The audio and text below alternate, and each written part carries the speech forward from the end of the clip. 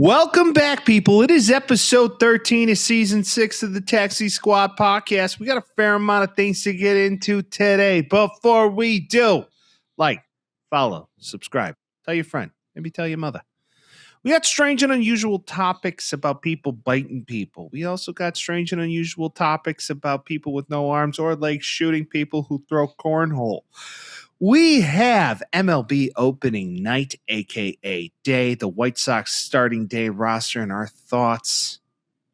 Little March Madness breakdown. The weekend was electric. We also have an NBA fun fact for you, and then a little Bears draft talk. It's the Taxi Squad podcast. Come on, everybody, celebrate. The Taxi Squad is here today. So lose the blues, kick back and relax for now. They talk about sports and stupid stuff. So they're probably wrong and it might get rough. So welcome back, it's the Taxi Squad, yeah. Hey, Vince. Hey, Mike. How are you, dude? I'm so good. good to see you again. This is great.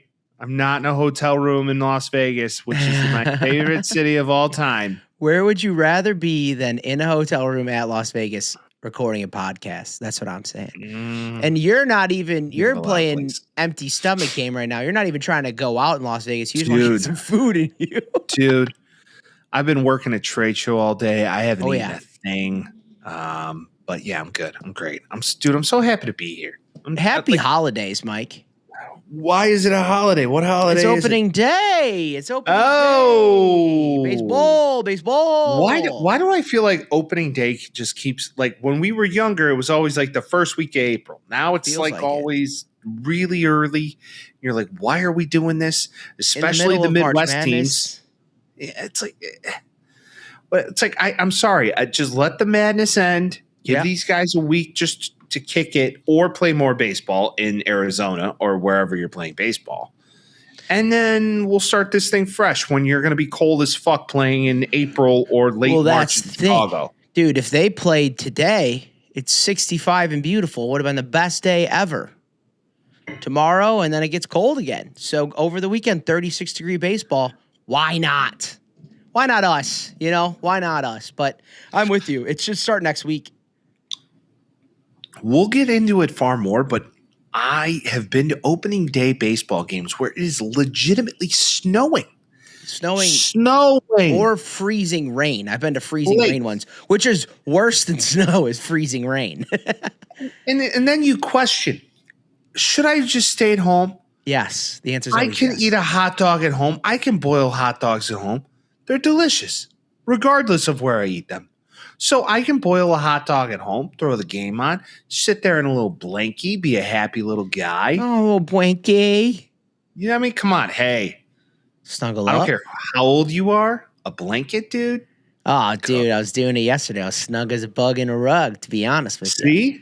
See? That's the whole thing. It's like you want to watch opening day and it's all exciting, but you're like, tomorrow is opening day for the rest of the league, or today for people listening.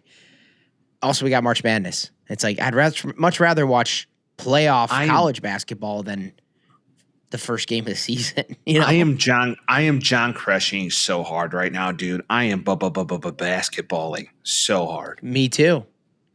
Give me the ball, dude. It is because I'm gonna dunk it. It's been electric. The amount of games that go down to the wire, and you're watching this, and you're like, is this 2 games in a row, 3 games in a row? It's just last possession. Who's going to win? Who's going to do it? Who's going to do it? It's amazing. It's some of the best basketball I've seen.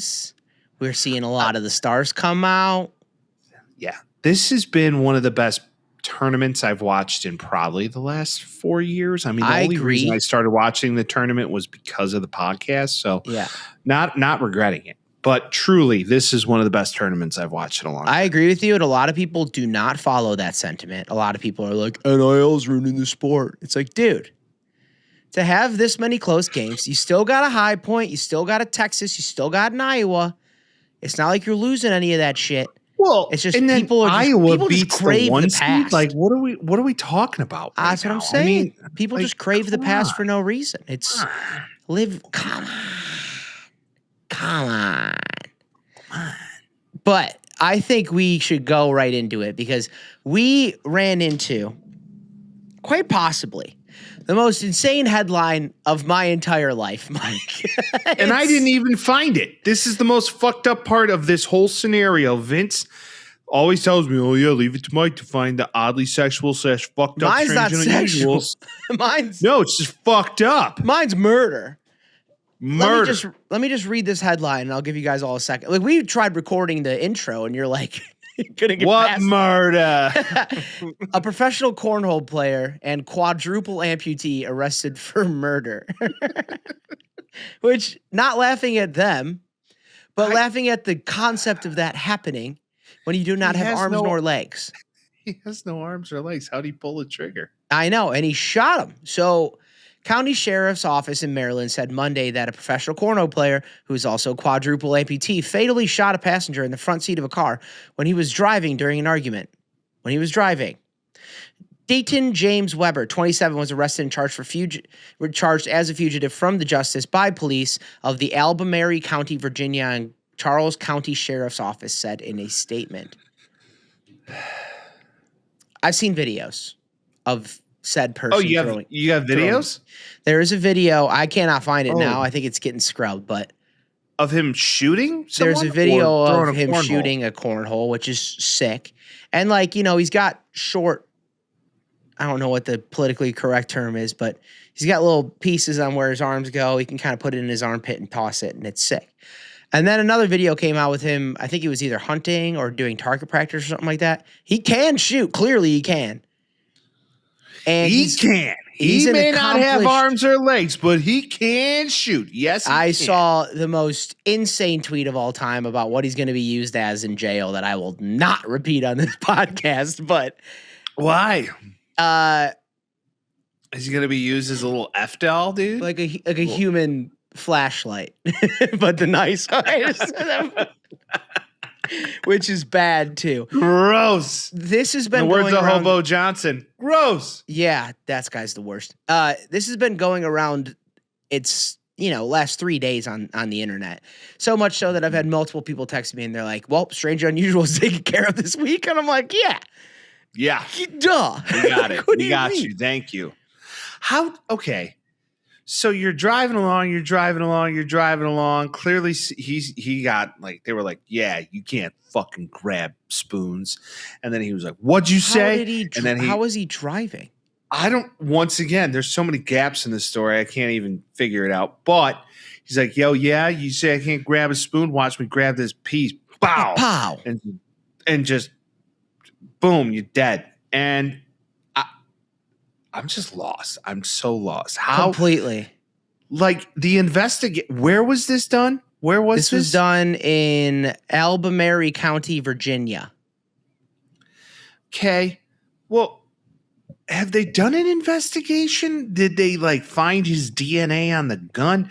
I think it was all either recorded or there was eyewitnesses that were pretty considerable because he got charged quickly as a fugitive. Quickly. So I mean he's going to go to court and all that stuff, but the charge was pretty quick after that. How does he shoot a gun? Different things happen in Virginia, dude. And like I said, he's got enough capacity to pick up and do it with his armpit or whatever. Maybe like a tiny little finger. How? I don't know, Mike. I got arms, bud. I don't know. I wish I knew. But so much to say that it's pretty it seems like it's pretty open and shut case that this man has murdered somebody. And I'm sure that the chase to get him wasn't that difficult, is all I'm going to say about that. I think I'd be able to beat him in a sprint, is all I'm saying. Was it like a car chase? Because that would be even more comical, this whole thing. Could have been. It really could have been. What if it was a car chase? It's like, all right, the fugitive has no arms or legs, but we're about to get him. Yeah, he's zooming. Ram him into the median. All right, let's see. How police booked murder suspect pro cornhole player Dayton Weber. They had to think outside the box. They booked them. A quadruple amputee with no lower arms or legs. They charged him murdering his friend during a late night joyride. 27-year-old new dad ditched his friend's body in Maryland hometown the night before. It's not eminently clear how they detained him. When they arrived at the police department, police also struggled to apparently log his non-existent fingerprints and resorted to imprinting the ends of his arm stubs. They told the outlet that it is routine to record identification wherever an appendage ends, whether an amputee is arrested for the first time. He's awaiting extradition from Virginia to Maryland, where he will face first and second degree charges. He shot and killed his friend and was sitting in the front passenger seat of his Tesla SUV. The two passengers scrambled out of the back seat when Weber pulled over. He ditched them on the side of the road, and they refused to help drag the car, they said as well. So, yeah, he's got half arms. It's at the elbow. And here, I found a picture. Nope, wrong one. Hold on, let me fix it. And I hope this is the right one. Here we go. Try it again. Nope, wrong picture. Let me try this again. Mac Miller. Trial and error. I like listening to Mac Miller sometimes. And this one? I think we all do. The world is so small. Yeah, there he is. All right. That is how the man shoots a gun. But Right once again, how is he pulling a trigger? How can maybe you there's an feasibly pull a extendo. trigger? Maybe there's an extendo. Like when people drive, they have those like extendo pedals. None of this is making sense. None. I don't know. He played So football. he went on a- I don't know. It's like the blind kid who played football. What the fuck is going Yeah, on? just running across the field. Yeah, it's all. I would say all respect to him if he didn't murder his friend. So that's why I don't feel that bad about this. But it also is. I have a hard time making it make sense. To be honest. Yeah, this isn't making much sense, but no. But it's okay Not much because sense we at also all. have another strange and unusual Mike. Well, okay. Let's still break this down. Okay, talk to me about He Dave. murders his friend. He murders his friend as a passenger in his vehicle. That's what I So read. that means he was carrying a weapon on his person. Maybe in the glove box. Okay, but once again, there's so many questions here. Was the gun his? Was it his friend's? Did they both reach for the gun to try and kill one another? Like I don't. He was driving the car. The amputee was driving. Yes, it says the pro cornhole player allegedly shot and killed Wells, who was sitting in the front passenger seat of a Tesla driven by Weber. The car. All right, Vince, I love you. If you had no arms or legs, I got news. I'm driving this fucking bus. I So- agree, but this guy's also hot shit. He's cornhole king, dude. Dude, He's I holed don't up. care if you're the Tiger King. I'm driving the car. If you're the Tiger King, 'Cause I'm you definitely wanna know driving why- the car because that guy's a psycho. Listen, if your IQ level is so low that you decided to have the guy with no limbs drive the vehicle, Maybe he wanted to. Maybe it was like, maybe they were forced into it. I don't know. Who knows? That's like having Stevie Wonder drive the fucking car. It's like, all right, Stevie, Sort prove of. you can't see, motherfucker, drive it. That's more like having Stevie Wonder like run a race, because at least like his legs work. Like the guy's eyes worked. It's just his arms didn't. So like, I'm just saying, man. I'm with you. It This does. There's seems- steps in this story. It seems odd, but yeah, he's going to be going to court, and we will see what happens with this guy. But it was the most insane headline I've We ever need to read. track how we tracked Ryan Wedding's thing. We need to track this. Easy. I'm Easy. invested. More information must come out about how this all Must. happened, and if there's video evidence, I will be on the case, sir. All right, Vince's investigative journalism 101. All right, what else happened, Vince? Somebody bit This someone. other thing, which I also ended up finding because it's all over the internet. This is Like kind of sexual. Puke Nakua has been generally pretty quiet his entire career, just kind of doing his thing.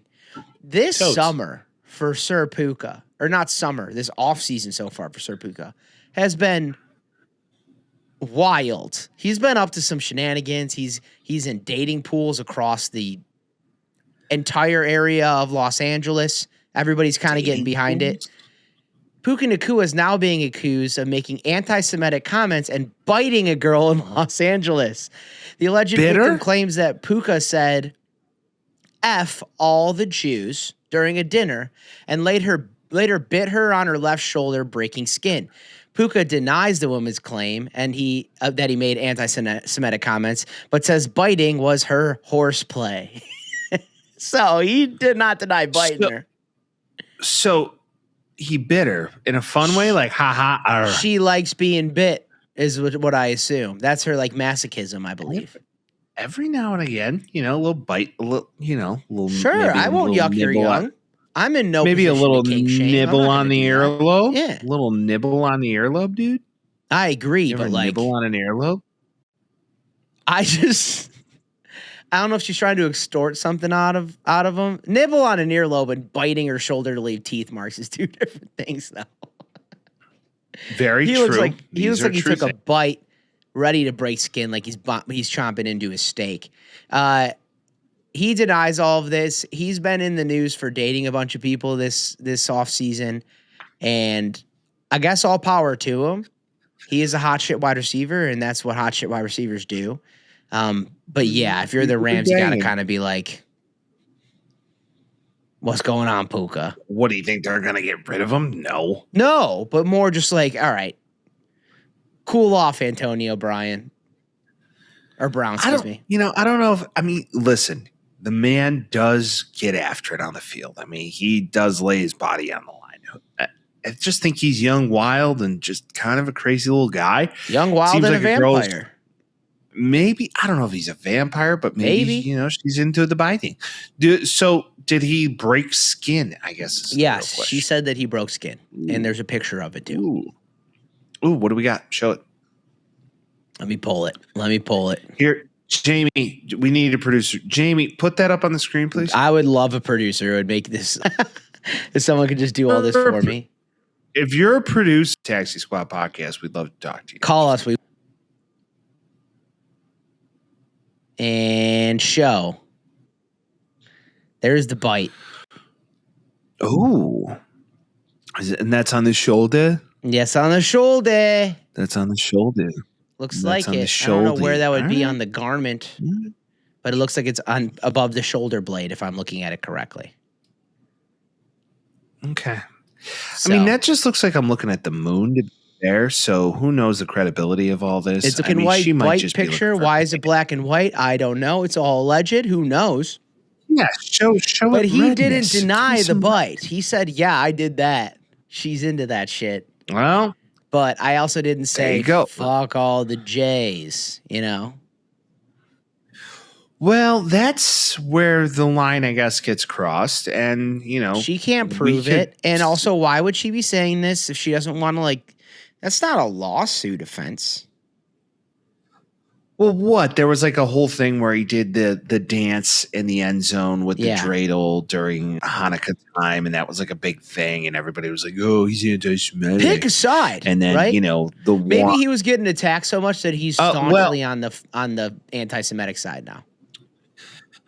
Well, listen, and then we could go down the rabbit hole of Iran and being Yahoo and how let's definitely do that now. Well, I mean, I'm just saying, I mean, that guy's been saying they've had nuclear weapons or trying to develop a nuclear weapon for 30 years and then somehow convince somebody else to be like, hey, you should just fucking bomb them. And they're like, yeah. It's just, the world's a crazy place that we live in. So, yeah, I mean, I don't necessarily believe he said F the Jays because F the Jays is a very big thing, especially when you're in the limelight and play professional. I agree. Sports. And also, who are we to believe either of them, to be honest? But also, what does this end up being? The real abuse would be the biting. It's not. They're not going to, they can't, sue him for saying that. Right. Yeah, it's not like he dropped a little something in her drink and then, bit her. No, he was just being a little crazy little guy and maybe a little CTE came out. One thing happens. And, speaking of, too, this was a honorable mention that I forgot about. Did you see Cam Scadaboo over the weekend? Yes. What a quote. He said it in jest. He said it in jest. But he said that CTE isn't real and either is asthma. Just breathe air. Roger Goodell's like, you motherfucker, you fucking piece of shit. And then he came back and he's like, brain injuries are serious. No, guys, they're serious. I just beat my head against walls before I run out and play football. I just think it's to just randomly say that asthma doesn't exist and all you gotta do is breathe the air is the funniest Dude, just thing. breathe, dude. What the Yeah. fuck's wrong? What are you, a bitch? Oh, what? Dude? You're Breathe. allergic to bread? Just eat it.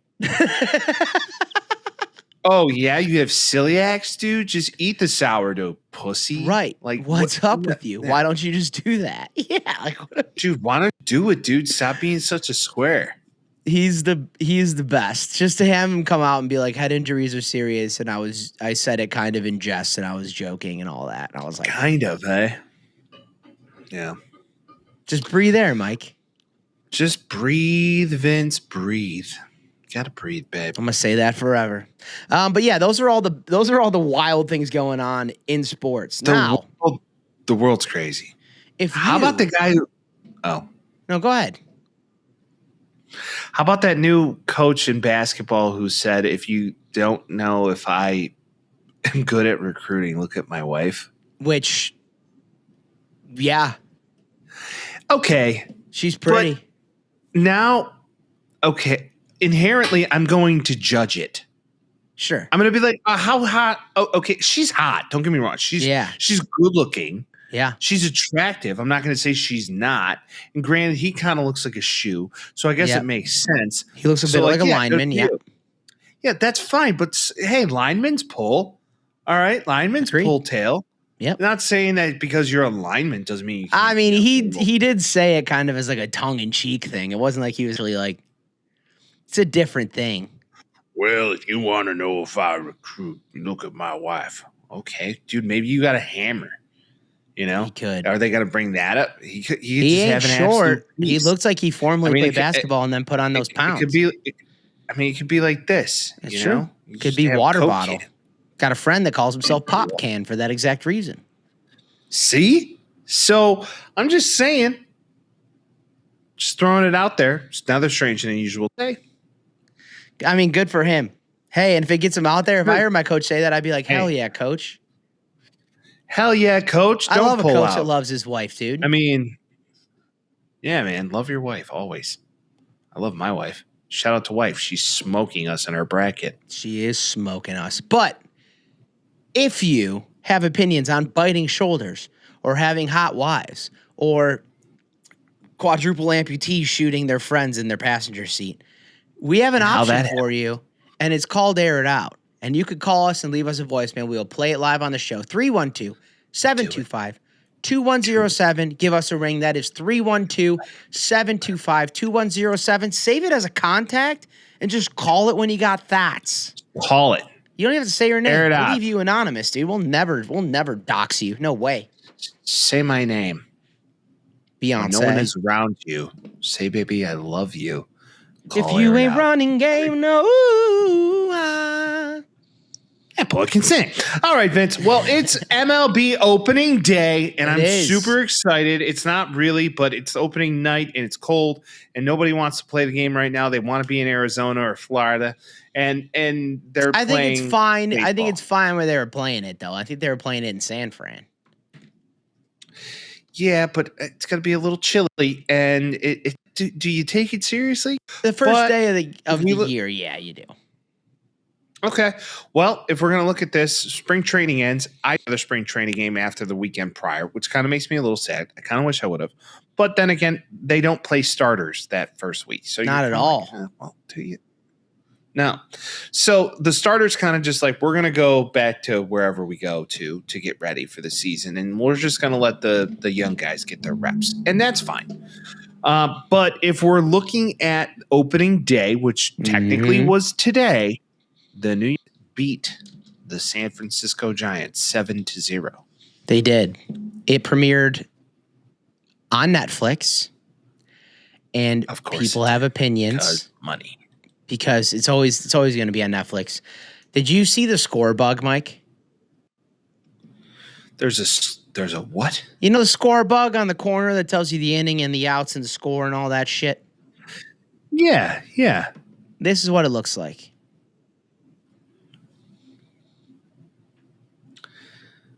I don't like it. I don't like it one bit. I don't like it one Don't bit. like it. Too Little small. square. Don't like it. It's too small. The logo's in the background. Like someone went too hard on the graphic design. You're like, make it pretty easy.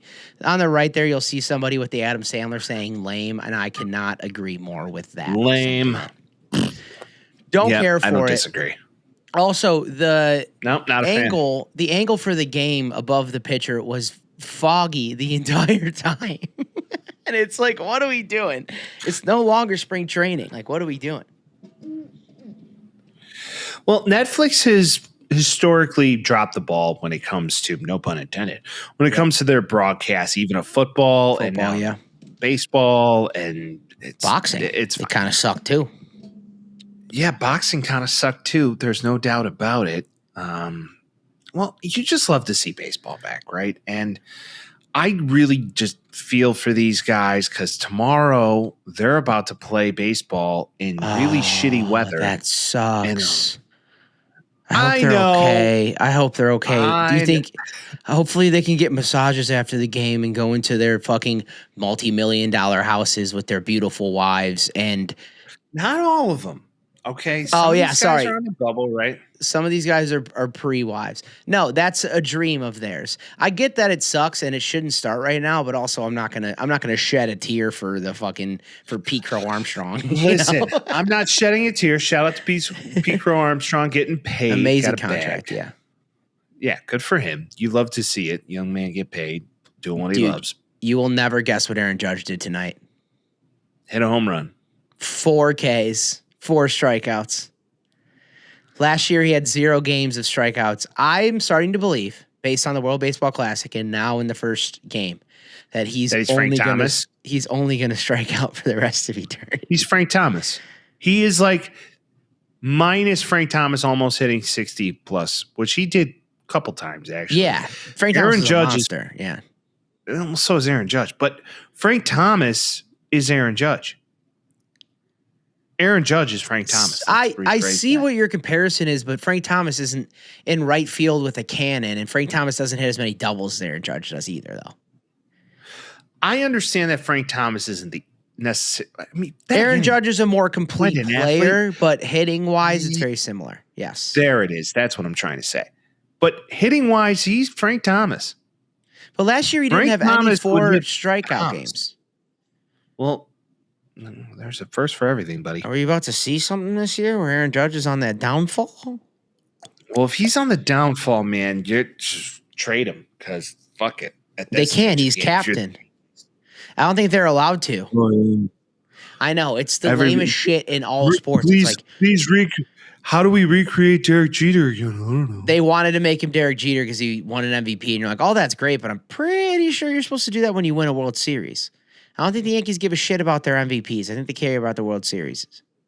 You know, the only thing I'll get at is if we're talking World Baseball Classic, if all those guys get one hit against really inferior pitching compared to the rest of the MLB, you're winning the game. Yeah. So, I mean, I know that's like pretty simple talk, but you're also facing Venezuela. So Eduardo Rodriguez, he gets paid. If they play the game halfway through the season, I don't know if it's the same outcome. I don't know. But they're all in their middle of the season form. True. I get it. I'm sure Aaron Judge will end the year with 50 bombs and hit 285. You know, like I'm not doubting that, but like it's no. I don't doubt it either. I just think he's starting the year cold. He usually does. He goes through cold spurts. And Jose Abreu, as I call it. Could be a little Abreu action. Career-wise, he hit 215 through April, and then he hit over 300 for the rest of the season, like every single year. Well, you look at it, and they score 7 runs. Trent Grisham, he's 2 a dog. ribs. Highest paid center fielder in the league. Yeah, Giancarlo Stanton had a rib. And then you look at Ryan McMahon and Jose Caballero. I mean, it's just like all these guys, none of their stars hit tonight, minus Giancarlo Stanton. You want to hear an awesome stat? Trent Grisham's probably their biggest star now, unfortunately. I doubt that. But as far as the way he plays. Insane stat? You hear an insane stat? I would love to, Mike. Tony Gwynn Always struck out. Always. That's when you're going to start an insane stat and you start with Tony Gwynn. Always. But sorry, go ahead. So Giancarlo Stanton last year had like 414 strikeouts or some shit. I don't think it was that many, but that's a lot. Tony Gwynn in his entire career had 414 strikeouts. Yeah. He was bat to ball. He's the king of bat to ball. I love Tony. I'll learn how to hit. You look at him and you look at Barry Bonds, and that's it. Pretty much. Put the knob of the bat to the baseball, kids. Oh, that video where he's like, you see where the knob is? The knob should be at the baseball. And you're like, genius, Tone. Well, genius is right. Now, let's talk about the White Sox opening day roster. Yeah, everybody's sweating to hear that. I agree. Well, we are White Sox fans on this podcast. Yes, we are. And if you like White Sox baseball, we're going to talk about it. So that's what we do. Outfielders. Luis Angel Acuna. Benny Tendi, of course. Austin Hayes. Derek I'm Hill. okay with it. No, I think Austin Hayes is fine. I think he's fine. Everson Pereira, Tristan Peters, just like I wanted Braden Montgomery. I knew that wasn't going to happen though. No, he will at some point, but not right now. Infield. Miguel Vargas, Lennon Sosa. Lennon Sosa was dogging there towards the end of the spring training season. He was horrible in the beginning, so that's good that he was. Dude, he was hitting bombs. The games I went to, guy raking. So you love to see it. Munetaki Murakama. Welcome. First baseman. And then Colson Montgomery. He's the biggest fucking free agent signing we've had in what, like 10 years? Yeah, you can't be like, man, to that. Take what you can get. To start the year, we have Reese McGuire tearing one off his car. Oh, yeah. Edgar Hero. Most notably, the guy that cranked hog at a Dollar Tree parking lot. He wasn't even on the roster. I'm like, wait, he's on the. They just signed him 3 days ago. Well, I thought Lee would have made it, but Lee clearly didn't make it. So that's kind of sad. I think he got designated, yeah. That's sad because he was hitting actually pretty well, and I paid attention to that. And then your starting pitchers are Sean Burke, Sir Anthony DeBenez in the bullpen. Love to see it. Eric Betty, Tyler Gilbert, Jordan Hicks, Anthony Kay, Jordan Leisure, Davis Martin, Chris Murphy, Sean Newcomb, Jedrickson Perez, Shane Smith. Love to see it. Yeah. And Grant Taylor. None of the guys who were supposed to be called up are called up. They're not gonna. Here we go. They're just not gonna. You get the April call-ups, you get September call-ups for those new guys. I don't mind it. There's a lot of talent in that rotation. If they can actually figure it out, that's fine. We're looking this year at 70 wins. That is the goal. I'm gonna say 75. That is, I think the sportsbook has it at 68.5. I'd like him to get at least 70. I am not going to kid myself and say they're going to be a good team, but if everything works out properly, they can get 75. Maybe they can touch 80 and go 500, but I'm not going to say that. Yeah, I'm excited for it. It seems like we're in a position now that we're actually growing towards something. Braden Montgomery looks to be the part. Yeah. You're going to cream your peas when he comes up, dude. Oh. He's just a hoss. He's just a big fucking dude. 6'5". Fucking 280, like he's got that Stanton build, dude. I'm not saying he is Stanton, but he's got that Stanton build. No, if anything, he's more of a he's more of a not Stanton. He's longer than Stanton. That's the thing. I'm not going to say Judge because Judge is a defensive. He's 2 inches taller than him. Yeah, but still, I mean, he's just a big dude, though. Regardless, big kid can hit both sides of the plate, feel the ball, run like the wind. You're excited. I'm excited. Yeah. And then we get Teal back. I'm surprised Santa Anitachi didn't make it, but Anitachi might be a call up. He's going to be a call up at some point. Yeah, that's the thing. They're gonna protect all the younger dudes and just be like, whatever, we'll bring him up whenever. Yeah, keep him on the roster. And updates. Looks like that. Our guys who are buying the White Sox, why is the name preceding me at the moment? Why is it preceding me? Ishbia. Justin Ishbia. Ishbia, they're going to buy that land either way. So we'll see what the CTA and then they got to push it through with the Amtrak, or not the Amtrak, the Metro CTA and the Amtrak. I think they're all. It's not saying that the Cell, aka Mortgage Park, aka Comiskey Park, is a terrible place to watch a baseball game. It's not great. It's good to go see it. They just built it in the most idiotic fashion ever. They just could have rotated at 90 degrees and would have been fine. Yeah.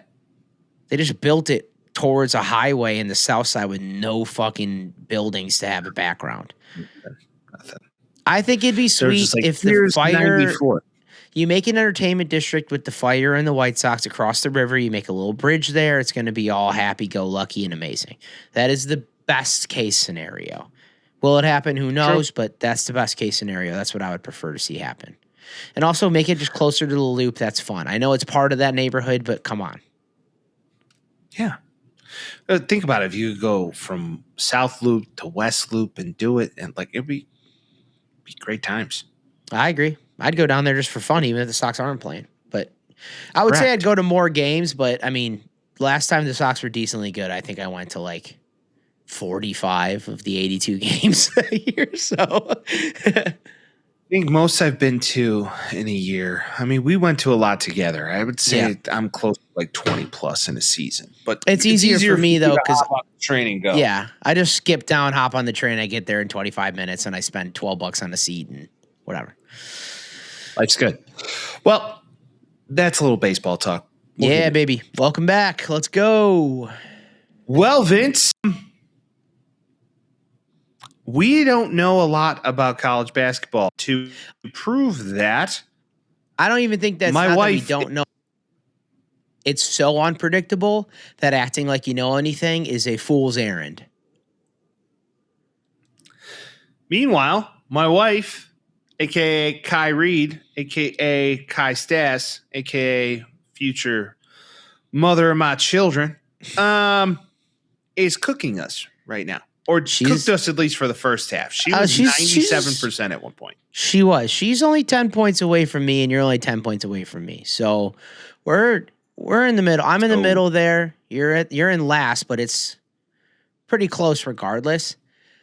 My friend, at the beginning of the tournament, when everybody was picking brackets, had his 2-year-old daughter. He was just reading names and she was picking her favorite, and he's at 93% right now. So really, it does not matter.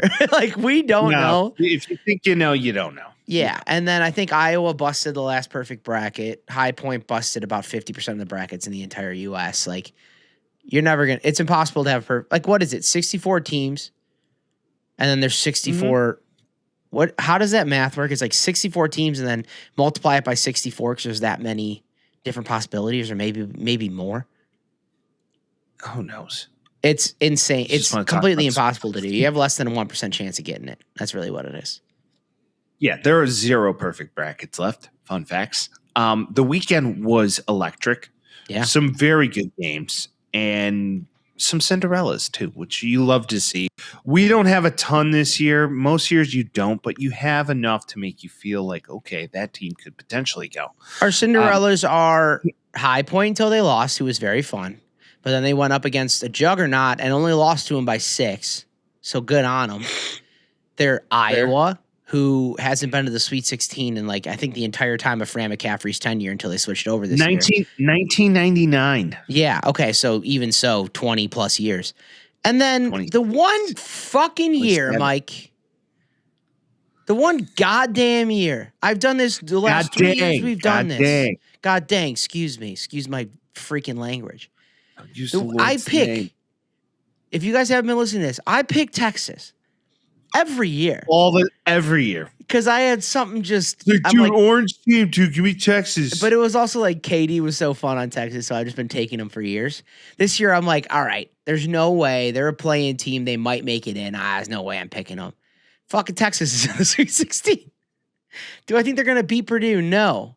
But who says they don't? Well, who says they don't? Maybe they're the team of destiny. You just don't know. If they win it this year, I'm going to quit this podcast. I'm not doing this shit anymore, dude. Really? I'm not doing this shit anymore. I'm sick of this. Really? Just because of that? That's divine intervention bullshit, Mike. I've been stuck with them for so long, and I finally let her go, and now she's dating a handsomer guy than me. I'm sick of sad. it. I'm sad. All because of Texas, of all fucking teams, Texas? I'm sick of it. That's all it is. Can't stand it, dude. I can't do it anymore. The Longhorns are doing me wrong, man. The Longhorns are doing you a little dirty, but it's going to be a great series. I mean, the Sweet 16 is some of the best basketball you can watch all year. It starts on Friday. It's going all weekend. Scheduling question for you, Mike. Yeah. Do you think it's kind of bullshit that they give us 4.5 straight days of basketball? I'm watching 3 games at a time on split screen. I'm like locked in on all of them. Like, this is fucking awesome. And then the Sweet 16 comes and they change venues and they give them 4 days. And we're sitting here like, where'd it go? Where did it go? Like, well, to your point, scale it on a weekend where you stack them. I don't disagree. I mean, to host these games on like at least have them Friday, Saturday, Sunday. I mean, they did, but I'm just, you can't give me 32. What was it? Give or take 45 basketball games in a 3 or 4 day stretch, and then nothing for 4 days, and then 8 more matchups. The tournament whittles on. If you want to watch NIT, watch the NIT. Nah, dude, I'm watching the Crown, aka the Naughton tournament. What's the Crown?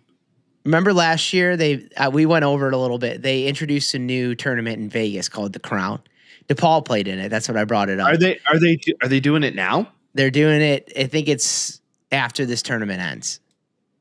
Got it. Yeah, it's like beginning of April, but they do. I mean, It's whatever, the teams are whatever, but it's just like they're like, this is the new tournament. It's better than the fucking March Madness. You're like, no, it's not. It's just nothing is going to be. No, it isn't. Shut your mouth. Let's talk about a couple of the big games. Or I want to say overall takes. One, Duke is still good. Duke is good. It was close there for a minute, but Duke is still good. The second half against TCU, they just ate their lunch. Our boys, first off, John Calipari is having a way better time coaching Arkansas than he did against Kentucky. And he's also glad he's not there because he won that divorce. And also, Darius Acuff Jr., I said it at the beginning of it, is the best player to watch in this entire fucking tournament. Dude, he's so fun to watch. He's such a beast. He's a beast. Hook, line, sinker. I mean, I think the Boozer brothers are actually really good. They're just patrol the paint and hit threes. That's fun. Acuff's like Russell Westbrook, just like going through the lane, reckless abandon, throw the ball out. Like he's usage rate high. Well, he's psycho. He's arguably the best point guard coming out this year. One could argue on Arkansas. So High Point gave them a run for their money, though. I mean, they only lose by 6, and that was a hell of a team. Now, they didn't play Arkansas, though, did they? Oh, they did. Yeah, 90, 94, 88. That's what I was. Yeah, excuse me. Now, Illinois Illinois is 190 fucking games this week. I got them up right now, but Illinois, like all the Vitches right now, that team scores a lot of points. I give VCU credit that they've held them that they only held them to 76, considering they averaged 91 points a game this season. They're the most efficient offensive team in the tournament right now. Correct, because they got a bunch of Vitches. And I'm not saying it in a mean way. They're Eastern Bloc through and through. Donoviches, Anoviches, Vislanoviches, is their entire team is just Eastern Europe. There's a lot of Vitches on that team, and they're really good. I respect them. And they may make a run here, respectfully. So this weekend was like specifically Sunday was just it ended on Saturday night, but into Sunday something carried over where it was like game after game after game where it was down to the last possession. Yeah. Okay. Vandy on Saturday night broke so many people's brackets. It wasn't even funny. Yeah. Vandy was like on the cusp of being that golden goose for everybody who picked them. I was one of them. There was a shot that went in and then it didn't go in. Yep. And it was right at the end. Nebraska came back, drained it 2. Okay, there's 3.5 seconds. Timeout, Vandy. Get the ball down the court. Point guard who had 27 points this game runs up, throws it up half court. Ball goes in, out. Out. Man, it would have ended the game. It would have been electric factory. But I kind of like it for the storyline, though, because it's like you get 6 Big I Ten understand. teams, and now they are required for the Iowa versus Nebraska matchup to start the game with a punt off. Because that's the only thing I can think of is 2 dead offenses and 2 good defenses and special teams. Is all I can think about right now. Well, these games were crazy. As we lead in to Sunday, Kentucky and Iowa State. Kentucky was up on Iowa State like 13 points at the half, and Iowa State just aced them after it. Yep. It was just like, nah, we got this. That was Hold my beer. And I think it was a hangover too, because Kentucky versus Santa Clara. To end the fourth quarter, buzzer beater by Kentucky, to go into overtime and then win it in that fashion, they went and played a much better team in Iowa State, regardless of their injuries right now. Much better team. And then it was like staying with them, and you could just see the gas deflate. And whatever that, and this is what I was saying, whatever that happened when they moved coaches, they probably wouldn't mind having Calipari as their coach right now. They probably wouldn't, because that has a lot to do with coaching too, when you guys are playing at their wits' end. Hindsight's 2020 always. Iowa State's a very good basketball team, and I do believe they have a shot to get to the Sweet Eight. So we'll see how this whole thing plays out. Elite, my bad. 16-8. I got you. Elite Sweet. It's fine. Now, maybe the game of the weekend, St. John's and Kansas. So fun. Oh, my God. Kansas went up, tied the game. Okay, here we go. Now you have a kid who doesn't score a point the entire game. Doesn't score points the entire game. Yep. Not one. I'm trying to find his name. You talking about Patino Magic, dude, on St. John's? Well, it wasn't Patino. I know. I'm just saying that is Patino, man. Calling his own number says, yeah, let's run power, coach. And what Kansas was doing, I have no idea. What is it? Kansas, their head coach is Bill Self? Yeah, well, not anymore. It was a retirement party, Mike. He retired today. After? Today, yeah. Stop it. Swear to God. So Self had two all of natties, his fucking 30 years, king of Kansas. Nothing gone wrong, but he's like, all right, I'm done. After this game, he's like, I'm done. I can't do this anymore. Well, I look at this game, man, like, okay, what are you thinking? Like, you had all the fouls to give. There's 6 seconds left. They run, in quote, power, as Patino said. Guy who doesn't score the whole game scores. And you left the lane wide open. Was it Sellers? Or was it Io? No, it was Dylan Darling. Dylan Darling, the Darling. Yeah. St. John's. Yeah, they ran ISO power and just right up the middle. ISO power right up the middle, no pun intended, done. Yeah. And you're like, what happens there? So St. John's wins. St. John's was favored. Mind you, Kansas was beating them in the second half the entire time. Handedly. Yeah. St. John's comes back, goes on a 7-0, 8-0 run. Before you know it, we're right back in. And they also, dude, it's so funny because it's just like last year too. St. John's can't hit a three. They had the entire game? 1, 2, 3, 4.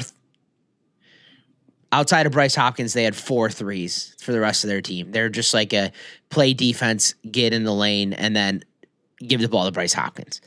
Which, 18 points, get on them. But like last year, that was their qualm. This year, it ended up working out, and they beat Kansas, and now they're in the Sweet 16. I love Rick Pitino, too. Huge fan. So I'm rooting for him.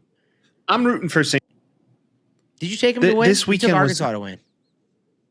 Took Arkansas to win. I'm going all the Italians right now. Let's go all the Italians. Well, you could have went Pitino, and you still would have gotten it. We'll see. It's going to be a great rest of it. I mean, we would be remiss if we didn't talk about Iowa coming back in the end of that game. It's so fun. Florida's very good at basketball. And you thought being the 1 seed, it was just kind of over. Natty hangover. he's had issues before last year in the tournament. It kind of is like, yeah, it's hard to repeat, dude. I think the last team to actually repeat was Florida, and that was with Joakim Noah. If we're talking about football, basketball, whatever it may be, numbers are king. So, especially points off turnovers. So, turnovers, 11 by Florida. Hold on 8, to the ball. or my bad, 9 by Iowa. Points off of turnovers, 11 by Iowa. And 8 by Florida. So, there was your balance of the game. There goes your 1 point. Can I bring up history, Mike? I love history, Vince. What's going on? History has been tied this year by none other than Tom Izzo. Michigan State makes another one. Ooh.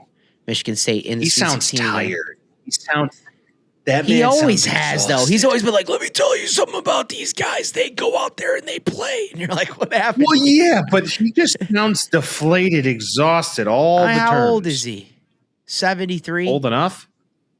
It's old. Yeah. He is this is his 17th appearance in the Sweet 16. Whoa. Which I think he's only won 1 overall. But Okay. 17 is tied in the same breath as UNC legends Roy Williams and Dean Smith. He does it next year. He holds it for most Sweet 16s ever. That guy, and there's stories now of like head coaches for other teams. Like I remember when I was coming up and I was like a assistant for some random team, and I walked up and introduced myself to a 40-year-old Tom Izzo who's coaching the Michigan State Spartans. He's still fucking there 30 years later. 7 times he gets to the Sweet 16. Like, shit has changed in the sport. Tom Izzo's going to do that. Every year, it's like fucking clockwork at this point. He's going to do that. Tom Izzo's a legend in the Big Ten. There's no doubt about that. No one will deny 6 that. Big Ten teams, Mike. Has 6 he out won of a the 10. natty? He's won one, I Has he think. won? Okay. So these are the things that makes the game great. Patino's been around forever. Calipari's kind of like the young man on the block. Still, He gave though, a lot of the young old man. correct, but still Yeah. been around for a long time. Yeah. Almost 20 years at this stage of the game. So that's still impressive. But it was a great weekend for college basketball. If you're watching this tournament, it's some of the best basketball I've watched in my entire life. Or series. And to give it some credibility, went in the first round was 97%. She swept the East and the Yeah. West. It was unbelievable. It ended, and it was just like, how the. And she's not completely ignorant to it. She gets it to a point, but it was just also like, how. No one could guess that. She picks High Point. Did she pick High Point? I think she did. She picked. Okay, so if we go back, Yeah, to the she picked High bracket, Point. No, she picked Wisconsin. Okay, She thank picked God. High Point. She picked St. Louis, which was a big one. Nobody picked St. Louis over Georgia. She did. Kareem Abdul-Jabbar, dude. She also picked Kansas, which was still a close game, but picked Kansas. Yeah. Everybody kind of took BYU. Kind of dumb, but it is what it is. She also took Miami. She swept the East, by the way. So if we broke it down by division, she did it. She also took Impressive. Texas A&M. That TCU pick too. I thought Ohio State was going to do something, and they looked like, Booty cheeks. especially. I mean, it was a close game, but then TCU goes and plays Duke, and they lose by fucking 30, and you're like, what are we doing? Well, one thing none of us had on our bingo card, and I can kind of call this out looking at the bracket here. Nobody had Iowa and Nebraska playing each other. No, 'cause we all. everyone I think picked we all Florida. had Nebraska, or most of us had Nebraska. No, I didn't think Iowa was good enough to get to that point, to be honest. But also, you don't think of Iowa as a basketball school, and they haven't been good in basketball in a long time. Mm-hmm. Oh, also, dude, Alabama is the most unconscious shooting team I've ever fucking watched in college basketball. It doesn't matter that their best player sold a bunch of drugs. Yeah, second best. Doesn't matter. Second best player. And he was elite from 3, and they're like, all right, just move on to the next one. They win their first game against Hofstra, and I know it's Hofstra, 90-70. They go into their second game against Texas Tech, 90-65. If you're averaging 90 points in the tournament, you're a pretty good offensive team. And I know their defense is meh, but if you're holding guys to 65 and 70 and you're scoring 90, it's them and Michigan, and they're both playing each other this next game. You got to imagine it's going to be like an NBA score because it's both teams can score. Crazy. Call the over, but then again, they also play defense in college, Vince. So you got to bring that. Not these two teams. They just score a lot. Well, it's going to be an interesting game to watch. And with all of that being said, why don't we get our picks here? We don't need. Let's get our our Sweet 8, or what is it? Elite Sweet 16 pick. 8. Who's going? Okay. All right. Let's get it. Duke St. John's, Mike. Man, my heartstrings. You want St. John's, but you know it's Duke. Yeah, that's exactly where I'm at, too. I agree. It would go against my bracket if I chose St. John's. I'm with you. Duke. Arizona, Arkansas. Arkansas. A-Cuff, baby. Italian fever. Michigan State, UConn.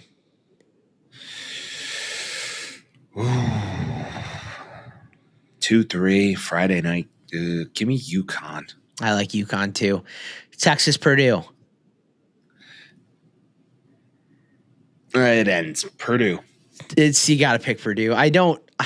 It'd be fun if Texas. Vince, you better fucking take Texas. You just went on a diatribe out. You're gonna. I gave up on them. I gave up on them. I can't jump back in now. Watch, they win. Oh, Watch, you're dating the girl for a long time. She gains a bunch of weight when you're dating her, and then you break up, and she gets all hot, and I'm like, I want you back. No, fuck that, dude. I'm a bigger man. I would never. Fuck that. She's done. Exactly. I gained weight. On me. Fuck you. Yeah. Now I'm a hoss. Okay. Iowa, Nebraska, the punt bowl. Ooh, punters. Iowa just seems like a team that's just bound to go upset people. So give me Iowa. They beat the best team in basketball. I'll take Nebraska. Do you know who coaches Nebraska? Fred Hoiberg. Yeah, what a guy. Bulls legend Fred Hoiberg. What a guy. A lot better. And his son's on the team. And he won coach of the year in the Big Ten or something? Yeah, I mean, he's a hell of a college coach. He was a hell of a college coach before we hired him. So yeah, he was. Yeah, and he's a terrible NBA coach. So there's that chestnut. Yep. All right, Illinois, Houston. Illinois. Same. Tennessee, Iowa State. Give me Iowa State. Same. And then Michigan, Alabama. Michigan. Same. So really, we only disagreed on Iowa and Nebraska. Other than that, we are lockstep together. I like the lore. Wife has Arizona going the distance. So does Charles. Everybody. So does everybody in the world. And I would love to see that not happen just because I want to be contrarian. I agree with that statement. U of A is good. Who knows if they're that good? I think Arkansas may be the best team in the country right now. Feels like it. At least the most fun to watch. Again, Duke is good, but they're not that fun to watch. I want to watch Arkansas win, dude. Correct. I'm with it. Yeah. Well, time will tell, my friend. Facts. Good things. Fun times. So much fun. I love this. This is just some of the best times of year when sports is down. And then after this, we got nothing. So NBA. Playoffs. And Michael, speaking of the NBA, it's going on right now. You know that. Yeah. Shout out to that. I guess the Bulls have a very small percentage of getting a top 10 pick because they won a game the other night. So that's cool. Winning now is bad. A couple fun things are happening. Luka Don scored 100 points in 2 games. That was fun as hell. He's been going off. He scored 100 points, so 50 points a game? He scored, I think, 60 and 40 in 2 games in a row, in 3 days, 2 games. Yeah, I mean, the Lakers are good again. Austin Reeves is a dog. He's going to get paid in this offseason. We have the NBA playoffs coming in soon. A lot of tanking teams. Not a lot of tanking next year, but there's a lot of tanking teams for this year to look at AJ DeBonsas and Cameron Boozers and Darius Acuffs in the beginning of the draft here. So we've seen it. We've been watching it. We know there's a couple guys that I would love to fucking take on the Bulls next year. Would love to. There's at least 3 guys, but we'll see where it ends up landing. But 2 bits of news from the NBA before we move on from here. First off, Billy Donovan, you see this news? He could be leaving for the NCAA. He is considering leaving the Bulls. The Bulls are considering getting rid of him. It might be a mutual parting, which would be smart. It would be smart. He's been an okay NBA coach for a long time. OKC, he was pretty good. The Bulls, he was meh. But he got a lot out of those DeRozan teams, and they were fun for a little bit of time. All right, I got it. Much better than Hoiberg and Jim Boylan, that's for fucking sure. I got it. Bring Hoiberg back. He just won Big Ten Coach of the Year. That's what everybody's saying. Everybody's saying that. They're like, what if they just fire Billy Donovan and get Fred Hoiberg? I'm like, what a concept. Whoa. Or you really go back in the decks of roles. Are you ready? Phil Jackson. Tom Thibodeau. Let's go. Bring back Tibbs. Let him ruin everyone. He is awesome. Hey, I was going to say, like, if you go from the Celtics bench assistant coach tree, you can run into a Thibodeau or a Joe Mazzulla, and that wouldn't be that bad either. But Tibbs needs to come back to Chicago if they're going to be good again. I'm sorry. And what's really fun, too, is that there's a lot of coach openings for big programs. I think the UNC job's going to be open. I think the Kansas job's going to be open. Well, I think the Kansas job's going to be open. It's going to be open. Kansas job is already open, but the UNC job, I believe, is going to be open as well, meaning that those big teams can get big guys. Billy Donovan would probably slot in pretty damn well in those spots. Yeah, he did great things at Florida. He won won 2. How many coaches do you have right now that have won 2? Correct. I don't know if there's any left, to be honest. Go, Billy, go. Yeah. But the reason I want to talk about the NBA is because Kevin Durant has been, I guess he's surpassed for number 5 now in the points of all time. Cool. And I was like, okay, he scores a lot. That makes sense. He's an older dude. All of that makes sense. What added pause or just, consider him a great scorer, because he's always been a great scorer his entire career. He is 5th all-time in points and 13 all-time in field goal attempts. If you look at MJ, you look at LeBron, you look at Kareem, and I think Karl Malone's above him too. Those top 4 are all in order 1, 2, 3, and 4 in field goal attempts and 1, 2, 3, 4 in points. Kevin Durant is 5th in points and 13th in field goal attempts, which he's the most efficient scorer of all time probably, right? When you shoot like him and you were drafted 20 years ago. Yeah. Which makes sense, but even if you look at LeBron, he's attempted more than anybody ever. Well, LeBron's not that guy. KD is a shooter. But you can even make the argument like Kareem Abdul-Jabbar wasn't shooting from the post or wasn't shooting from the arc because he didn't have one. Dude, KD has been shooting and averaging 20 points a game since he 32, I think, in his MVP season. But even that, like, you'd assume he's shooting at like 45% splits. His entire career, he's averaging over 50% from the field, which is fucking crazy for a guy that scores that much. I hate to say it, of all things, I'm just not that surprised. He's one of the best shooters. It's not surprising, but it's more of just like a respect a beast for him going beast mode. I respect it. Because you can't, like, if you can't compare him to anybody. True. Nobody else that's up there is even close. I think whoever's number 6 has the 5th most field goal attempts, not the 13th. He's not even top 10 in field goal percentage, and he's already number 5 in points. And I know 3-point line and all that stuff, but you still have to shoot incredibly well from the 3-point line your entire career to even hit that. He's one of the best shooters ever, Vince. I agree. He's like Ray Allen lore. Yeah, I mean, if you're going to go shooters of all time, you're going to go like Steph, Ray Allen, Clay, KD, Larry Bird, probably, if we're being honest. Damian Absolutely. Lillard. Yeah. And he is one of the best in the league. So NBA standings, where the Rockets sit right now, this is probably one of his last years. I mean, let's face it. So we look at the Western Conference. They're sitting at a 6th seed right now. Okay, they might be able to make a run. I think they could. I think it's just their offense isn't efficient with a star like that. But last year they couldn't shoot in the playoffs. That was the whole issue. That's why they brought him in. Everybody's very high on the Thunder. I think I'm still believing they're going to win the Me they're too. going to the final. But they're not unbeatable. Well, and to the point, Wemby plays epic defense, and they have played the Thunder, the Spurs meaning, have played the Thunder very well all year and have lost very close games and have beat them more than any other team. So, and the Lakers and the Thunder are all 9-1 in their last 10. They're the top 3 in the Western Conference.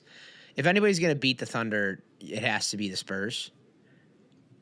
The Suns, the Clippers, the Trailblazers, like, good for you. Anthony Edwards has his ability to go fucking Super Saiyan in the playoffs. We've seen it before. The Nuggets, Aaron Gordon back, Jokic playing well. They got another beast on their squad. They got Jamal Murray. They got it when the going was good. I don't think they can do shit, but it'd be fun if they did. That's kind of where I sit with them. I mean, they might surprise you and make the Western Conference Finals. They've been there before. Yeah.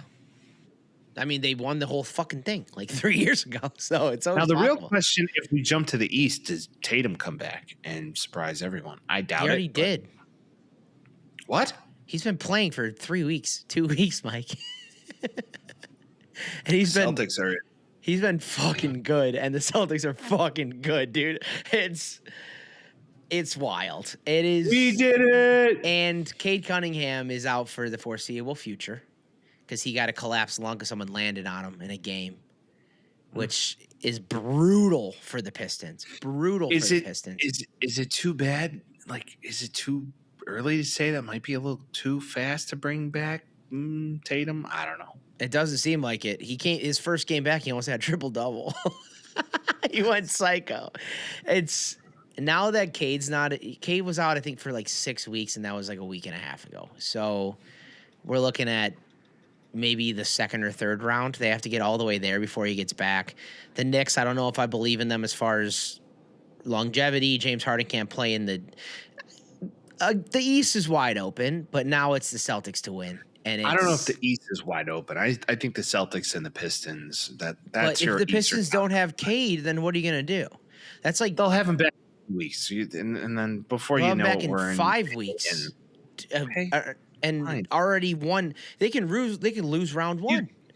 You get them back in the playoffs, you're fine. When do the playoffs start? April 16th. Okay, so hypothetically, you play the Heat or the 76ers or the Hawks even? Yeah, hopefully they play the 76ers because they're booty cheeks. But so are the Hawks. Hey, Jalen Johnson is a monster on the Hawks. So who knows? Play-in tournament starts April 14th. Okay, and they're not going to be a part of that, so... No. So, yeah, you're looking at April 19th or 20th is the start of the playoffs. So, he'll be back, hopefully. Collapsed lung isn't something to fuck with, though. No, of course not. So, we'll collapse see. the lung. Can't breathe. Well, just breathe air, Mike. NBA, just breathe air in the words of Cam Scatler. Just breathe air. All right. Well, of course, NFL's king. Mm-hmm. And draft talk is getting pretty hot. Before we do, JSN. Bag. Highest paid wide receiver ever. Not a surprise. Overpay? No. Or necessary? Yes, he's the best. He's the best thing on that offense. Agreed. He was last year too. You got to get rid of Kenneth Walker. You signed JSN to that contract. They knew what they were doing. They're like, yeah, we can't pay you, so go ahead. I know. It's just like, it sucks. And we've seen it, but it sucks when you got to pay a guy that bag, which he deserved. And you're like, well, now you got to do it again because we don't have anybody else now. What are you supposed to do? Who else do they have on that offense? Not a ton, but Yeah. that's what they do. They draft talent. That's what they do. In Seattle, they draft and replace. And you have Zach Charbonnet, who's going to come back after an ACL. Okay, Yep. he might be back midseason. You're going to draft another running back. And they got You're gonna Shaheed. It's just, Yeah, Rashid Shaheed got a bag too. He got $54 million. What, 3 years? Something like that? Yeah, he got paid a bag for an undrafted free agent out of Weber State. What are we talking about right now? And the best basketball player to ever go there, Mike? Damian Lillard. Yeah, I was going to say we do this like once every 3 weeks. Damian Lillard. I remember. Sir. So I do believe the Seahawks, I don't know if they're going to repeat. They're still going to be very good. I think the Rams are going to be in a position to really get creative in this draft. I think the Rams win that division this year. I mean, the Seahawks lost, 3 big defensive guys, and Bears getting one of them, and Kobe Bryant. Yeah, and their Super Bowl MVP. You're like, well, shit, man. And we don't know if Charbonnet can run from the 1 yard line to the 95-yard line. We know he can get it through. No one's saying he's going to be a horse. I mean, this draft has some talent. Who knows? They might take Not in the running back, though. I don't know. Yeah, a little second round price out of Notre Dame. Who's to say that's not? He's a hell of a running back. So, He's a hell of a running back. There you go. And he's that hammer that you want to be the yin to the yang at Charbonnet. So I wouldn't be surprised if you see that. I was talking to a friend this week, and we were talking about a draft situation, and it was, I want to say it was Todd McShay, or who's the other Kirk. Who does the NFL draft, like mock drafts for ESPN? That's not Mel Kiper. Who's the other guy? Todd McShay. Well, no, Todd McShay's outside of ESPN. Used to be. So it's the guy who's doing the fantasy stuff. He does a 2-round. Oh, yeah. Daniel Jeremiah? Nope. I was thinking of him, though. That's the guy that we were talking about. Daniel Jeremiah had Jadarian Price going 30th. Oh, God. Do you know when the last time 2 running backs from the same team went first round? 2003. Cadillac Williams and What a brain. And Ronnie Brown. What was his name? Ronnie Brown. On it. That's hell of 2003. Hell of a poll. It happened 5 years later too, but that's a hell of a fucking poll, dude. That is crazy because I forgot about them too. Well, I wanted the Bears to draft Cadillac Williams so bad. And he went to the Bucks, and he's a hell of a player. To the Bucks. Yeah, he was good for a while, and then he was a hell Ronnie of a Coleman player. was better. Ronnie Coleman was better than Cadillac Williams. So. He was. I agree. So it's happened 3 times in the last 26 years, and all of them were in the 2000s era. 2006, there's a team that was pretty good that had some pretty good running backs on them. 2006. One of them is maybe the best running back in college ever. Reggie Bush? And Lendale White both went first round. Lendale went to Tennessee, and Reggie went 2 to the Saints. Yep. But this one, I forgot about, and this is a fucking squad. Darren McFadden and Felix Jones both went first round for Arkansas. Right. Yeah. Darren McFadden was a dog in college. So and Felix Jones was a monster for the Cowboys for a good amount of time, dude. He was. That's crazy plugs. To your point, running back talent though in the NFL specifically, you could just find great talent in the 3rd, 4th, 5th round. This is the argument. 6th round, Kyle Monungai. He was 7th, wasn't he? Yeah, last pick in the draft. This is the argument. Is last year there was a lot of running back talent across the board. You know, Omarion Hampton. Who's the Hawkeye that went to the Steelers? Kayvon something. Something, not Thibodeau. But whatever his name is, he was good. You have both the Ohio State guys. You had plenty of dudes. This year does not feel as deep, and people tend to agree. And they're saying if you want running backs, you might have to pay a little bit in draft position, which is the argument for Jadarian Price going in the first round as well. I don't think he should, but it's possible that he does. So maybe you don't find a 6th-round running back that's worth the shit, or you find a guy from Rutgers that was really good this year too. It's always possible. I disagree. I just think the talent level. You're just gonna say that regardless. It's just that's what people are arguing. If there's a run on running backs in the first 2 rounds, I'm sorry, you're reaching. Who's the 4th best running back? I couldn't even name them off the top of my head. That's the thing. My opinion, it's Love and Price. Those are the top 2. And they're both in the same school. Right. That last year there was like 5 guys that were like, we could foreseeably see 5 dudes go in the first 2 rounds. And then they dropped a little bit, and it was what it was. And Travion Henderson goes and Jug King goes, and you're like, all right, people are gonna start taking him. Marion Hampton. Caleb something. Caleb Downs? No, the guy that was on the Hawkeyes last year is Caleb something. Caleb Johnson. Yeah, and he didn't even start. He didn't start again. Yeah, Aaron Rodgers didn't like him. But that's the argument for running backs, at least. So if you're the Seahawks, you're like, are you going to find a diamond in the rough? It's possible, but maybe not this draft. Well, it's not surprising. I mean, okay, so we look at all the teams. Of course, Jeremiah Love's number 1, but then you look at the running backs coming out of Penn State. Nicholas Singleton and Katron Allen. Those guys rocked last year. They were good, and the year before. They were good. Two-headed monster. And then you have Roman Henby out of Indiana, who looks like he's 70 years old, but he's really good. He does look like an old man.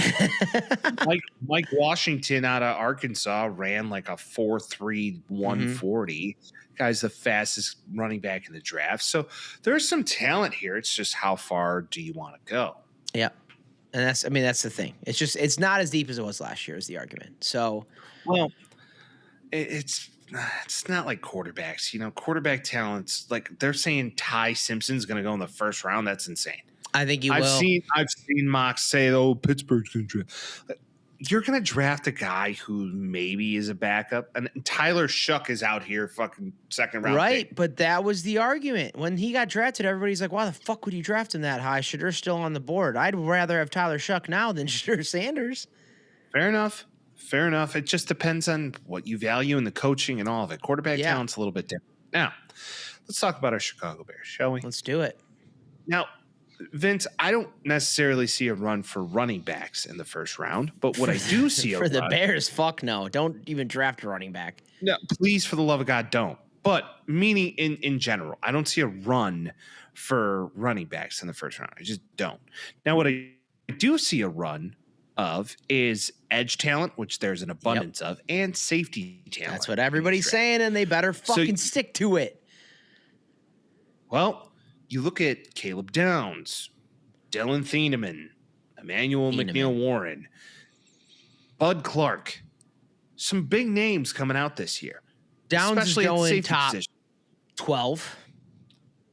Top 12, top 10, maybe. Yeah, we'll see. You got to imagine. I think so it's got to be Thieneman. He's a fit for the Giants. Say what you will. He could go top 5. Yeah, it would be a stretch. Yes. If I'm the Bears, okay. A lot of talks right now. The Bears, they have slated at pick 25 going with Emmanuel McNeil-Warren, safety, Toledo. You think? I've seen Zion a lot. Is that a reach? Out of Missouri. Maybe. Is the kid out of Toledo a reach, a safety, when maybe you could probably draft one of these guys like Jalen Kilgore out of South Carolina or one of these Penn State safeties who we've proven to draft. Well, the Toledo guy years. is like tangible skills off the charts. Can he play well? We'll see. He didn't play a lot of talent, but sometimes you'll get those fucking guys. You're like, hey, he's fast, he's good, and he can learn. Can he learn? We'll see. Dennis Allen plays a fast defense, and that motherfucker's fast. So get him out there and see if he can do it. Well, sure. So it just depends on what you want. Do you want long guys? What's your story? Or they want speed. At 25, do you look at maybe I trade back? Maybe I'm like, you know what? I don't see anything. Give me more picks for this pick, and I'll jump into the second round and get all my talent that I like that. So because there's a lot of those middle ground rush guys. We don't know if Shamar Stewart, right? Smart Turner, whatever that guy's name is. Shamar Stewart. That didn't play last year. Get a couple guys. See what's up. Maybe, Mike, here's an idea. Mid-round, second round, toying with a couple things, looking at some guys. There's a pretty fucking good linebacker on Texas Tech last year, Mike. Oh, God. I've been seeing it. He's 26 years old. Who gives a shit? If he's good, he's good. Vince, by the time he's done with his rookie, Jacob Rodriguez, by the time he's done with his rookie contract, do you want him to be good in 4 years? They're trying to compete now. He's 30 years old in 4 years. Oh, no. By the end of his rookie contract. So you have a good guy in his 20s for 4 years? Okay, when you what are you prepping for? They went to the playoffs this year. If he's good right now, then good. I see what you're saying. I just don't necessarily believe it.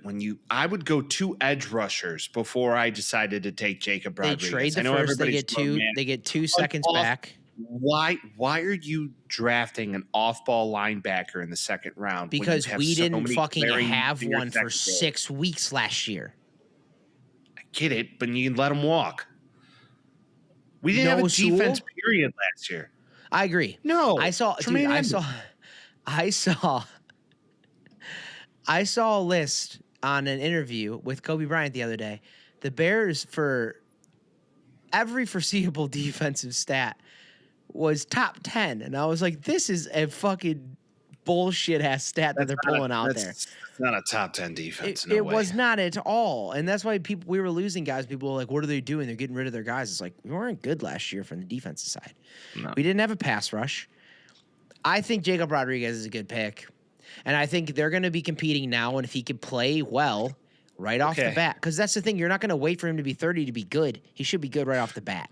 Could you argue, though, that you could draft an off-ball linebacker in the 3rd, 4th, 5th round? Yeah. Bryce. And he's going to be great in 2032. Like, what are we doing? They're competing now. Bryce Botcher, this Boucher? Kid played it. Boucher, maybe Boucher. I don't know. I know. Well, maybe this guy could be somebody for you. And he was great at Oregon, and he's a psychopath, and I like that. I would much rather wait until the 3rd round, take a guy like Mr. Borcher out of Oregon, and say, all right, here we go. That's fine. I'm more so seeing an injured TJ Edwards and the lack of edge rushing. And I know we need a safety. Just give me Scooby Williams out of Texas A&M because I just want to scream, let's go, Scooby. Scooby snacks. Scoob. Every time he lays a guy out of Scooby snacks. Yeah. I would like to see, in a perfect world, I would like to see at least 2 edge rushers getting picked. One early, one later. I would like to see 1 or 2 linebackers and a safety. That's all I want. Well, this is where I'm getting at. When you look at these picks, you have 2 second-round draft picks, 3rd-round draft pick, 4th-round draft pick, no 5th-round draft picks. So you have 5 picks in the first 4 rounds to make this something. Yeah. Just don't get fucking cute. Don't draft a guard. Don't draft a running back. We need a tight end. Don't do this. No, we don't. Or especially don't get cute and draft a fucking punter in the 4th round. We don't need to. We got a guy forever. Yeah, we got a guy forever. How many games has he won us? They shirted up. At least one. No, he's won us one. Because I remember us talking. I don't remember the exact game. I remember us talking about it. Because we got up and I was like, remember when we were up by a touchdown? And then Torrey Taylor put them within the 5 and they couldn't make it down the field to win. And you're like, fuck you. And I was like, that was sick though. And you're like, he wasn't the reason. And I was like, kind of sick though. The defense won us that game. But you're also not going to say that a linebacker won us a game either. The only human I've ever met in my life who's like the punter was a solid pick at 4, dude. I'm not saying it was. I'm not going to just hate on him because he was drafted there. Is all I'm saying. I want to see him succeed. This year is a year of edge rushers. If anything, if you trade out of the first pick and just jump into the 2nd round and draft all of the edge talent, just draft all of it right there, and then take a safety that, talent, you can take a guy in the 3rd round. Take care of the middle of the field on the defense and don't worry about fucking anything else. You got to get the quarterback. Got to get to the court. I like the Zion Young pick. I think that's fair. I don't He's a know if beast. he's necessarily a pick that is going to be, generational in the next couple of years, but he's an absolute monster. If Akeem Mesidor's hanging around at 25, do you take him? Yeah, Maybe. why not? There's a couple guys that if they drop. If Caleb Downs drops to 25, you take him in a fucking heartbeat. He's not gonna, but you take him in a heartbeat. I think Thienemann's a fucking monster too. Someone's going to fall. There's a lot of people comparing I think it's Thienemann or Thienemann or however you say his name. Comparing him to Caleb Downs, and they're pretty 1-for-1 in a lot of ways. And I would love just like a sassy white safety back there that isn't Chris Conte. I would love that shit. Well, that's the fear, right? Chris Conte may be the worst. You can't be ever. afraid. You can't be afraid of white safeties because Chris Conte was on the Bears. Because I thought about it too, and I was like, no. He was the worst, and everybody hated him. I think if you pool every Bears fan that's 25 years old and older, they'll. I watched a video on this the other day. Who's your least favorite Bear fan? I watched a video on this the other day, and it was Chris Conte. A resounding. And Cody Parkey. Equal. I would say Parkey over Conte. Fuck Cody Parkey. And then him going on the Today Show after that shit. Fuck that guy. Oh, fucking Here's one. Bears mock. Peter Woods, 25. Defensive line, Clemson. Clemson's got a hell of a defensive line last year. I'm not against it. This is just some guy that posted it. Okay, everybody's losing beef on Cade McDonald. Cade McDonald's the glassy. If he's available then I would rather have him too. 57 is Dylan Thienemann. Yes. 89, Keontae Scott. 129, Michael Kamara. Michael? Whatever it is. 163, Skylar Gill Howard from Texas Tech. Ahmed Kamara. Aaron Anderson at 239, wide receiver. Who cares? And then edge rusher Max Lewin, edge rusher from Iowa. There's another one for you. Okay. Everybody wants edge and safety. You fill us up with edge and safety, I'm happy. We only have one safety on the fucking team right now, so let's do something. Yeah, this is going to be an interesting draft. And then you play Ruben Hippolyte at slot corner because he's fast enough to play that position. Or you put him at strong safety. Pick one. Yeah. Here's one. Akeem Mesidor. Trade down to 30 and then draft him at 30. No. Don't like it. Don't like it idea. at all. Someone picked Jadarian Price 89th overall. Yeah, fucking right. Get out of here. Could be. He was good, but the Bears should not be drafting the Bears. I give Poles credit. Running back. You have first time. three picks in the first 90 or in the first 100. Yeah. Maybe in a very long time. So just whatever you do, don't fuck it up. Just don't fuck it up. But we thought he fucked up Colson Loveland, and that was pretty good. We thought he fucked up Darnell Wright, and that was pretty good. Well, just don't get cute. Don't pick all the offensive talent because you're, little Pisciotti's hard. Don't do that. I agree. You need defensive talent, and if you don't choose to do it, then it's never going to work. So yeah. And we lost some guys last year. We lost some guys. Byard's gone. It's not looking. We lost our two tops in takeaways. We were number one in the league in takeaways. We lost our two guys, so we need some guys that can come in there and force some takeaways. Well, you could see what Dennis Allen's trying to do. He wants a fast, long defense. He wants guys who can rush the quarterback. Wants speed. I don't think Montez Sweat's going to be on this team next year. Not me. He'll be this on year, the team. The year after. Yeah. The year after, I think he's gone. He hasn't proven that he's much of anything. So do you just go, you know what, we're just going to draft guys who are going to be our succession plan, go get the two edges, let them run, let them go, give them time to grow, and then before you know it, now you have two elite. You hope. I still have this weird feeling that Austin Booker's pretty good. Austin Booker's a one-trick pony. Feels like it, but if he puts on a little more mass, he could probably do something fun. Get on some gear. Let's do it. Why not? But yeah, we have some time. We'll have fucking 5 mock drafts before it happens. I love mocks. Yeah, we got 3 weeks, so we may want to get on that after the tournament starts. Yep. We got after it tonight, people. We appreciate you joining us. We really did. And if you have some thoughts, maybe on the draft, 312-725-2107. Give us your thoughts. What are the Bears going to do? What is maybe your favorite team going to do? Who knows? But as always, we appreciate another road show. And of course, we'll see you next week. Peace. Talking Tales with Mike and Vince. Oh, you know. Jazzy beats while we dispense. Yeah, you know.